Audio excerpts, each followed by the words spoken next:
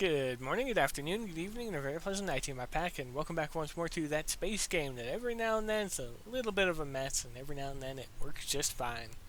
That's Vega Conflict, everybody. So, this is my second attempt doing this, because previously I forgot to turn my mic on, because that's just how tired I am at the moment. But as you could tell from the title, we're going to be talking about the Aegis, but I just wanted to make a quick honorary mention to new base upgrades we have, and some of the new tech that the bases can equip requires the new upgrades, and it covers a new bridge level, a new module called the Fleet Academy, or Field Academy, whatever it's called, but it essentially allows you to train commanders for your base. And you have new combat module levels, and that's about it. Let's go ahead and let's move on to the really big and fun one. That is the Aegis and its tech. So first up, Aegis. Coming in with a 2-hour repair time, it's not bad. It's uniform just like everything else. It is classed as Juggernaut, and Juggernauts are built to be bulwarks of the fleet, so they take the beating so the rest of the ships don't have to. An effective range of 0 to 4,250 meters, 400,000 hit points, and weighing in at 19,000 tons at Mark 1, it weighs a pretty decent amount compared to the others. Yeah, it's the heaviest of the bunch. Cargo capacity is standard at this point at 3,500,000 tons, forward speed of 450 meters per second, rotation of 30, and strafe of 300 meters per second, and reverse speed of 150 meters per second. And we all know the sector speed, until they're elite, it's 600 astronomical units per hour. Modifier-wise, you have the same 400% damage increase that we've had for quite a while now, 50% increase against Blood Rebellion, and a 70% resurgence value. Resistance-wise, you're looking at 100% against Altarian, Umbral, Pharmacon, Spectre, Retrocider, Retrosyn, and 50% against Vega Alliance, 90% against energy damage, kinetic, explosive, plasma, 100% versus Void, 90% against Blight. Okay, there's Alien. I was about to make a comment that didn't seem like an alien damage type was there. And 75% resistance against Blood Rebellion as well, and 100% Blight Nebula. Okay, let's move on to the tech, and I will talk a little bit about the base tech as well. But first off, looking at the first defensive modification for the Aegis, it increases the forward speed by 15%. The first offensive modification reduces weapon cooldown by 10%, so definitely pick that one up because it's just a flat 10% damage per second increase due to it increasing the rate at which you can fire. Second defense modification is just applying stasis to all your weapons, so it will help hold the target still a little bit better, but the thing that these ones are supposed to counter for now is the Raptor, and 15% off the Raptor speed still makes it so that the Raptor can just run away, so it can regenerate its deflector shield and then go back in and continue fighting. So I don't know how I feel about that one. I feel like that number should probably be a bit higher.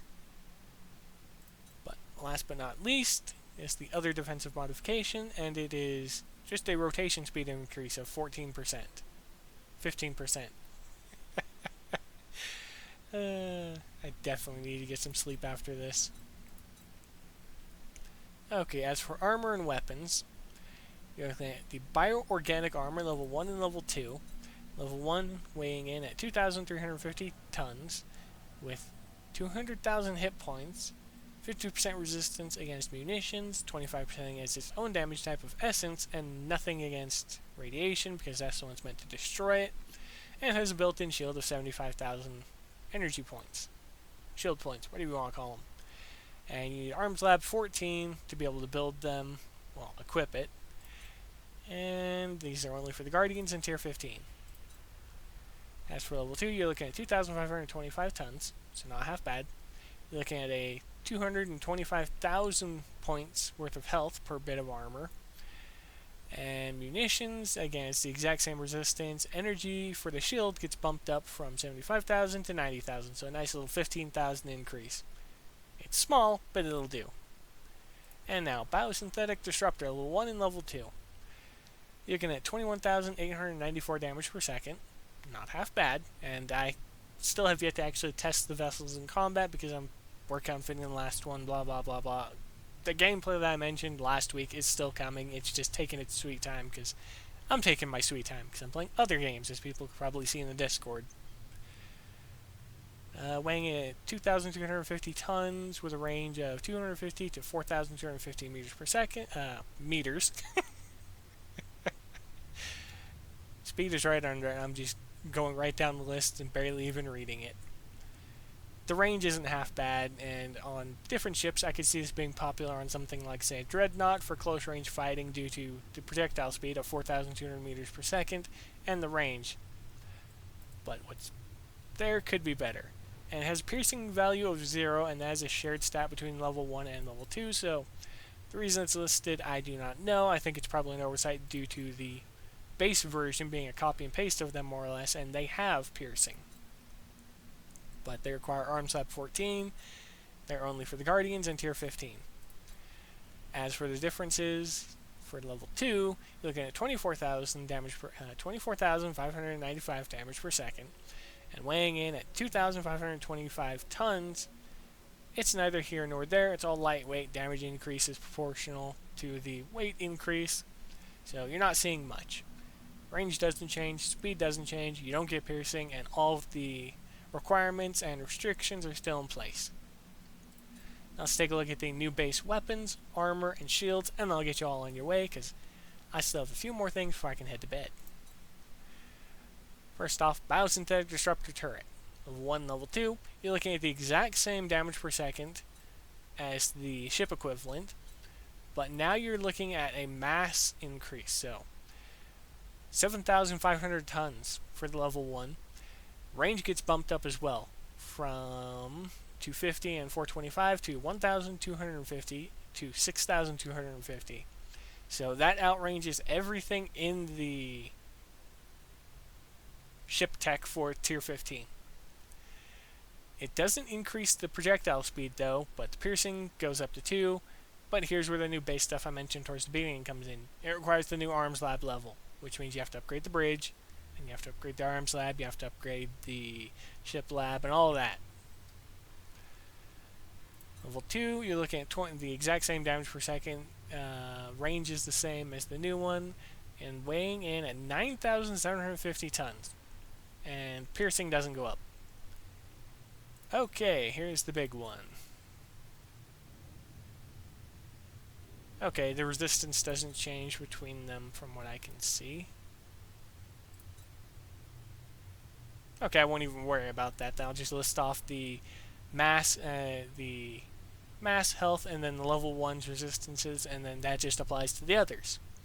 So weighing in at 5,000 tons with 486,300 hit points, you have a 30% resistance against munition, essence, and radiation, 80% against explosive kinetic and energy, 65% against blood, 50% against quantum and voids. You have a full coverage, well, not full, you're missing plasma, blight, and alien. Close enough, though. And level 2 is a 10% increase in weight, so it brings it to 5,500, and the health gets increased to 550,500, and nothing changes resistance-wise. As for level 3, you're looking at another 500-ton increase, so 6,000 tons, but now you see the biggest increase in health yet. So from level 1 to level 2 was a little over 10%, but from level 2 to level 3 was a much, much bigger leap, over 100,000. So you're looking at 652,000 hit points with all the resistances that were mentioned before. That's not half bad, but my problem, once again, with them all is that it's all reusable item tech. You're going to have to farm for every single piece.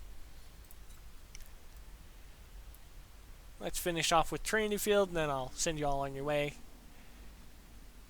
So this is essentially the shield, and check level 3.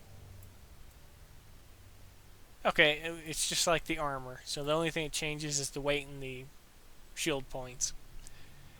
weighing in at 4,000 tons with a with an energy value of 486,300 and a defense of 90%.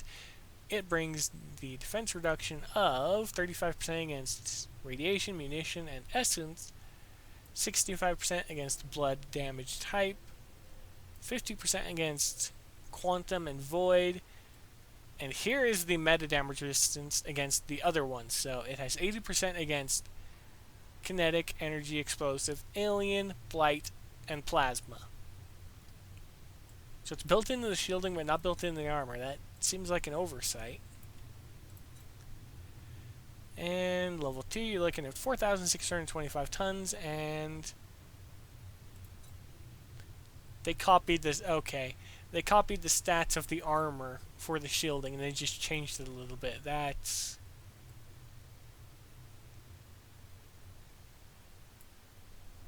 okay. Well, everything I said for the armor applies to the shielding, except for they're slightly lighter overall. So level 2 is 4,625 tons with 550,005 energy. Defense is the same.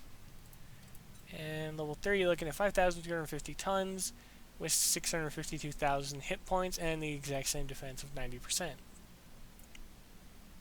I don't know how to feel about that these ones were just more or less a copy and paste and then they just changed the weight. That seems pretty lazy. What they could have done was, in hindsight, just a random suggestion while it's on the top of my head, drop the value by about 50% and you just give it a constant regeneration value of 1, 2, and 3%. 1 for level 1, 2 for the level 2, 3 for the level 3. Also, it would make bases slightly harder to crack because they notoriously have always been kind of trash.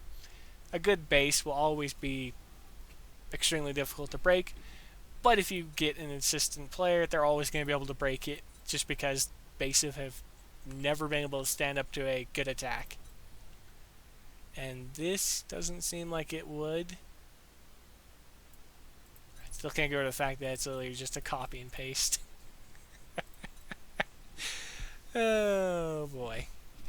I'm going to get you all on your way and I'm going to finish up and get ready for bed because I need it.